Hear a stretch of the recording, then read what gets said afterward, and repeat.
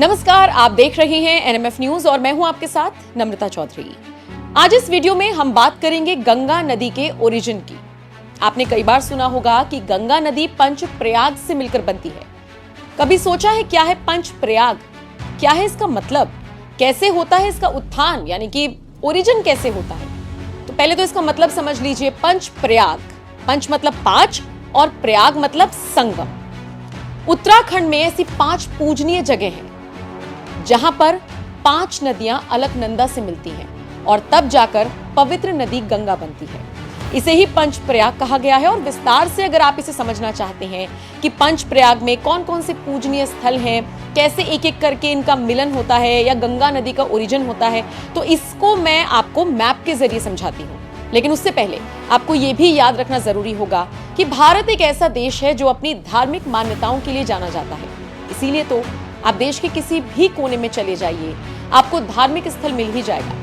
हमारी इन्हीं जड़ों को मजबूत करती है वो नदियां जिनका अस्तित्व आज भी हमें दिखाई देता है। आप सोचिए ना, भारत में ऐसी ऐसी नदी बहती हैं जिनमें डुबकी लगाकर हम और आप अपने पाप धो सकते हैं। और ऐसे में जब हम बात करते हैं तीर्थ नगरियों की, तो इनमें से सबसे पहला नाम आता है उत्तराखंड का। उत्तराखंड देवभूमि के नाम से मशहूर है।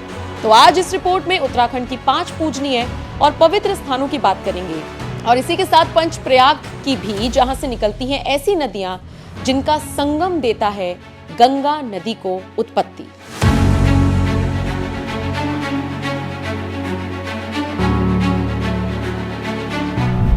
तो यह है उत्तराखंड का मैप। सतोपंथ ग्लेशियर के पास से एक नदी निकलती है, इधर नीति पास से एक नदी निकलती है और दोनों की मुलाकात होती है विष्णु प्रयाग पर। सतोपंथ ग्लेशियर से जो नदी आ रही है उसका नाम है विष्णु गंगा। नीति पास से जो नदी आ रही है उसका नाम है धौली गंगा।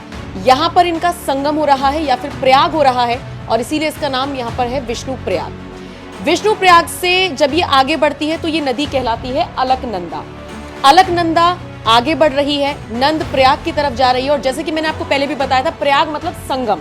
तो यहाँ पर फिर 2 नदी का संगम हो रहा है। किस किस का? एक तो अलकनंदा और इसके बाद यहां से नदी आ रही है नंदाकिनी।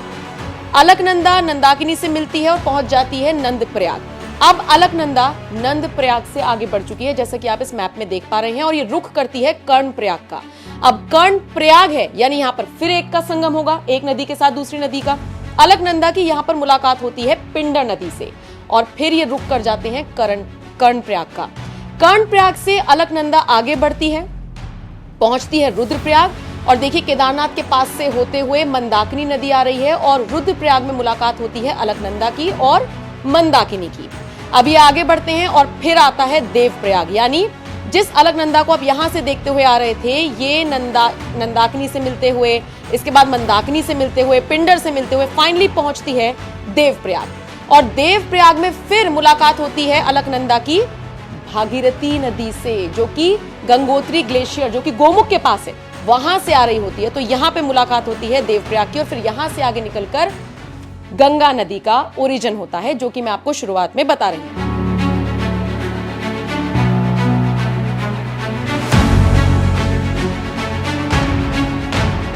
चलिए अब यह भी समझ लीजिए कि पंच प्रयाग की पौराणिक कथा क्या है। पंच प्रयाग की पौराणिक कथा: जब मां गंगा स्वर्ग से धरती पर आई तो उनका बहुत तेज प्रवाह था, लिहाजा भगवान शिव ने उन्हें अपनी जटाओं में धारण कर लिया। इसके बाद मां गंगा का प्रवाह तो कम हुआ और वो अलग अलग हिमालयी क्षेत्र में बहने लगी। फिर गंगा अलग अलग नदियों के रूप में बहने लगी, जैसे भागीरथी, अलकनंदा, विष्णु, धौली गंगा, मंदाकिनी, पिंडर और नंदाकिनी। जिन स्थानों पर 2 पवित्र नदियों का संगम हुआ तो वही स्थान प्रयाग और संगम के नाम से जाना जाने लगा। जैसे कि मैंने आपको मैप में भी समझाया था, जहां जहां पर प्रयाग जुड़ा हुआ था वहां वहां पर 2 नदियों का संगम हो रहा था। और ऐसी कितनी जगह थी? 5 जगह, जो मैंने आपको मैप के जरिए समझाई थी। तो इसीलिए उत्तराखंड में ऐसी 5 जगह हैं जहां पर 2 नदियों का मिलन होता है, या फिर आप संगम भी इसको कह सकते हैं, और इसीलिए पंच प्रयाग नाम इसे दिया गया है। बहरहाल आपको ये रिपोर्ट कैसी लगी, कमेंट करके अपनी राय हमें जरूर